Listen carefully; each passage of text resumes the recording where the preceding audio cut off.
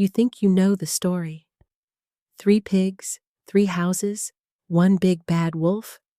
A harmless fable about hard work, something read to children at bedtime?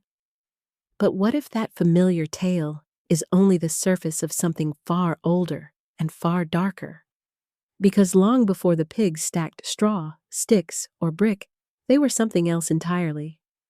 Offerings. And the wolf? He may have been more than a hungry predator. He could have been a shadow from myth, the very thing that came if the offering failed. Welcome back, Darklings.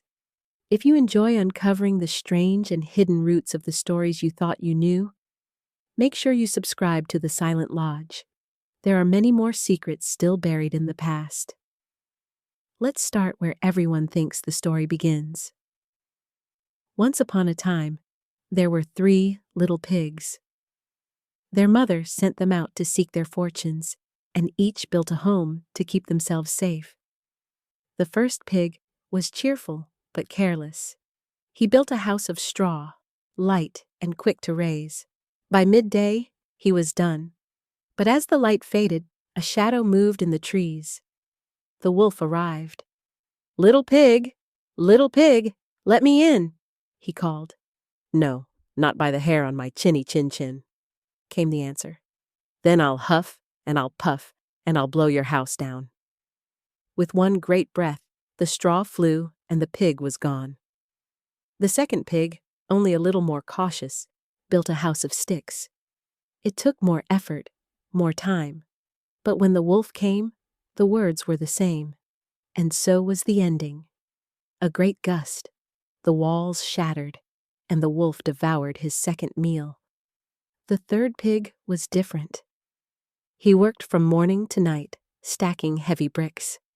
When the wolf arrived and huffed and puffed, the walls held firm.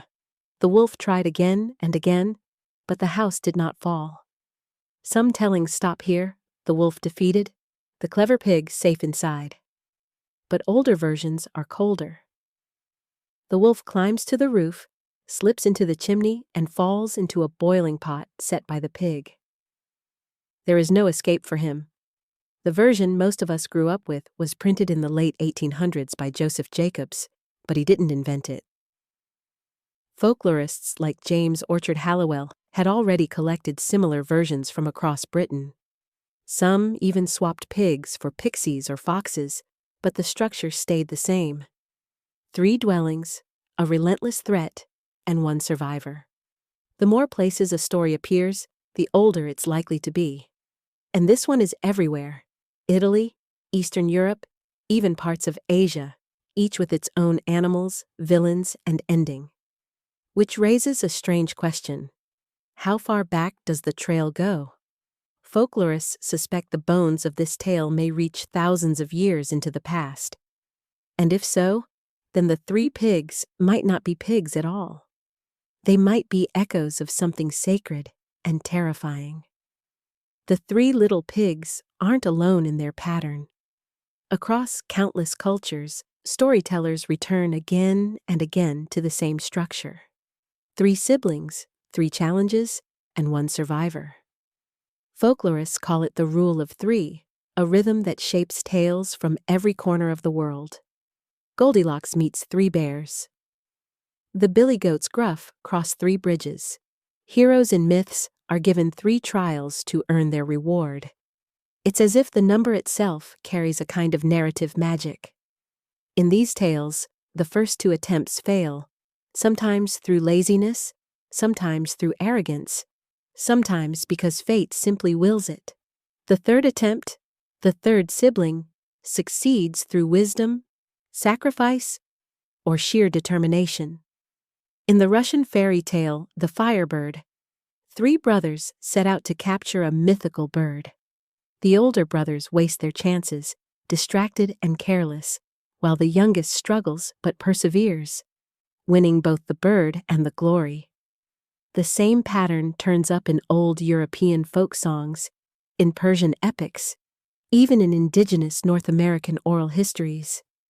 It's a sequence embedded so deeply in storytelling that some researchers believe it may be older than recorded history itself.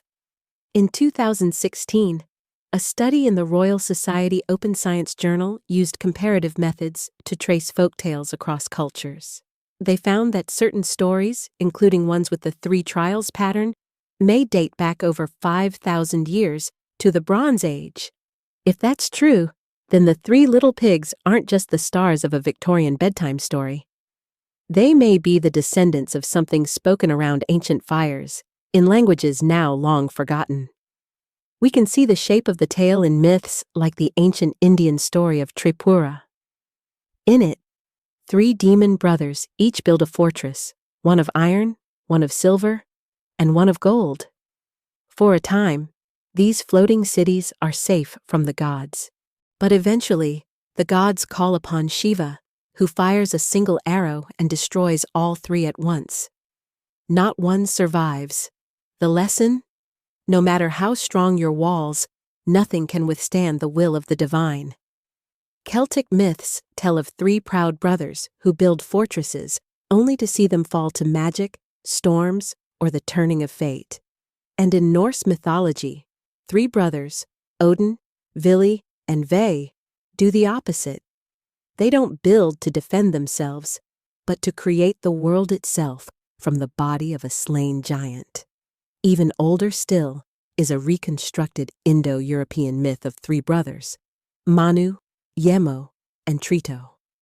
In it, one brother is sacrificed, his body used to form the world, while the survivor must battle a monstrous foe to secure order from chaos.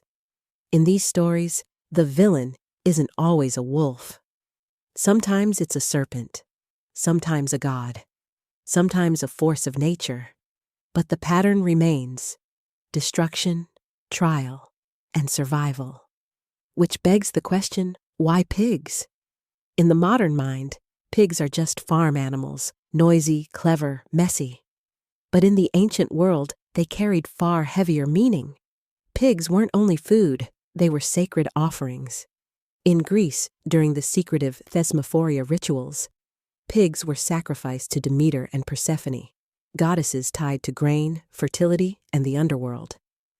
Different stages of life demanded different offerings: a pregnant sow for Demeter, an uncastrated boar for Persephone, and a suckling piglet for Zeus Chthonios, an underworld form of Zeus. These animals were buried alive in pits, left to decay underground. Months later, their remains were dug up, mixed with grain seeds, and plowed back into the earth, a grotesque but symbolic union of death and rebirth. It was believed this ensured a fertile harvest and appeased the gods who guarded the seasons. To our modern sensibilities, it's shocking. But to those who performed it, this was balance. Life returned for life taken. And pigs, with their quick growth, rich blood, and close connection to the soil, were considered perfect vessels for such rituals. Archaeologists have found traces of similar rites across Bronze and Iron Age Europe. At Glauberg in Germany, the bones of a young piglet were unearthed beside burnt grain, broken pottery, and human remains, all deliberately placed in a ritual pit. In Mycenaean Greece, piglets were buried whole as offerings to chthonic deities, gods of the underworld and the turning of the seasons. In Norse tradition, the Yule boar was offered to Freyr, god of peace and plenty, during the dark of winter, asking for the return of light. Unlike sheep or goats, pigs were considered a heavier sacrifice, more costly, more dramatic, and often tied to death and rebirth cycles. In many Mediterranean and European traditions, pigs could even act as spiritual surrogates, taking the place of a human in a ritual sacrifice meant to appease divine forces. So when three pigs in a story are sent into the world only to be consumed by a relentless predator, it may not be a simple fable about laziness and hard work. It may be a memory, faint but persistent, of ritual death given in exchange for life. This idea gains weight when we recall that in some cultures, the number 3 itself was sacred. 3 offerings, 3 trials, 3 stages of a rite. Each step moved the community closer to protection, fertility, or survival through the dangerous months.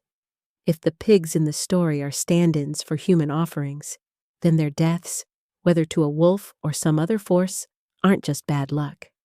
They are the price to be paid so the rest of the village survives. And that raises a new question.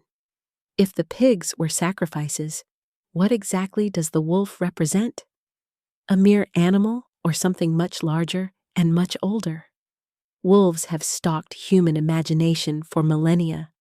They prowl through myths and legends as hunters, guardians, destroyers, and even gods. In some traditions, they are protectors of the dead.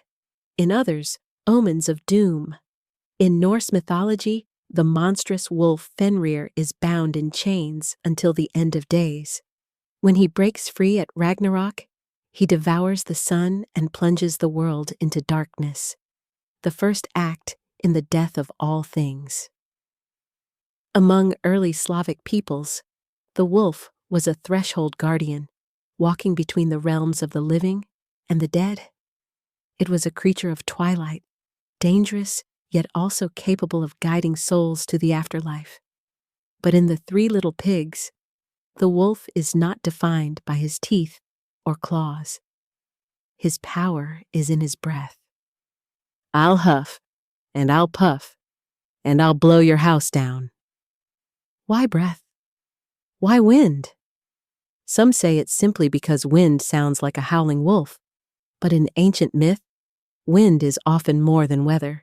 It's a force of destruction and renewal. Archaeologists have found signs of deliberate destruction in prehistoric settlements. Entire houses, still sturdy, burned to the ground by the very people who lived in them. At Durrington Walls near Stonehenge, roundhouses were occupied for only a single season, then ritually destroyed. Some researchers believe this was symbolic, an offering of shelter to the gods, a ritual ending to mark the turning of the year. The destruction was controlled chaos, a sacrifice to keep real chaos at bay. In that light, the wolf's breath could be an echo of something deeper, not a predator's attack, but the arrival of a force that sweeps away what's been built. A wind that strips the land bare, much like winter itself. Winter was, for ancient communities, the real wolf at the door. It devoured the unprepared. It punished laziness and rewarded foresight. The number of animals slaughtered, the stores of grain hidden away, the sturdiness of the shelter, these decided who survived to see the spring.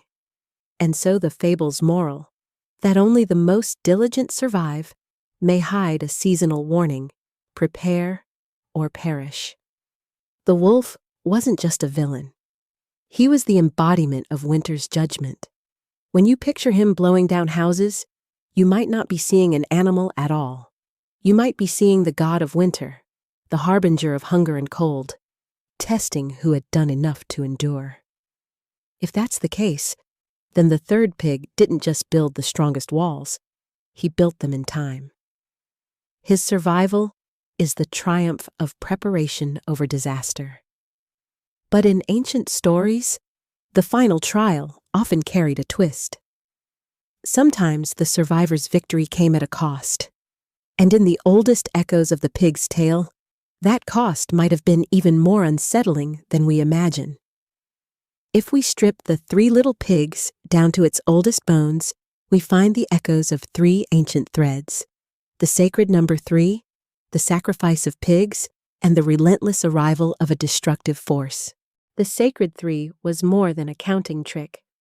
Across Indo-European cultures, it shaped rituals, myths, and even how people structured their view of the cosmos, the underworld, the earthly realm, and the heavens. 3 offerings to seal a pact. 3 stages in a rite of passage. 3 trials to prove worth. The pig, meanwhile, was no random barnyard choice. It was the perfect vessel for sacrifice, costly, loud, and tied to the soil. Offering a pig was like sending wealth and life itself into the hands of the divine.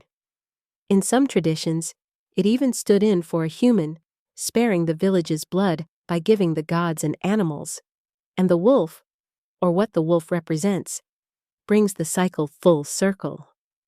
Whether as a winter god, a wind spirit, or a monstrous guardian from the old myths, it's the force that tests the offering. It arrives to see if the ritual has been done right, if the people have prepared enough, if they are worthy to survive the coming trial. When you see it this way, the old versions of the tale are no surprise. The first two pigs perish because their work is rushed or careless, their offerings too weak. The third survives because his work is complete, his sacrifice accepted. It's a structure as old as the harvest cycle. Plant, tend, reap, and then the offering. Fail, and the winter devours you. Succeed, and the spring returns. Over centuries, the brutality was softened. Oral traditions gave way to children's books, and the gore and sacrifice faded into playful repetition. The wolf became a cartoon villain. The pigs became chubby, cheerful survivors. The story became safe, but traces of the old meaning remain, like faint carvings on a weathered stone. The pattern of 3, the threat at the door, the final narrow victory. These are fingerprints of something far older than the English countryside or Victorian printing presses. It's possible, maybe even likely, that when you tell a child the story of the 3 little pigs, you are passing on the ghost of a Bronze Age ritual. One meant to remind the living of what the gods demanded, of what the seasons required, and of what it cost to make it through the darkness. And the wolf? He still waits outside, not always in fur and fangs, sometimes as the wind against the roof, sometimes as the slow encroachment of hunger, sometimes as the cold that seeps under the door. The lesson is still there, hidden under centuries of cheerful illustrations. Prepare or be swept away. So next time you hear, "Not by the hair on my chinny chin chin," remember, it's more than a rhyme. It's a warning that's been whispered for over 3,000 years. If you enjoyed this journey into the hidden origins of a familiar tale, subscribe to The Silent Lodge, because here, the stories you thought you knew are never quite as harmless as they seem.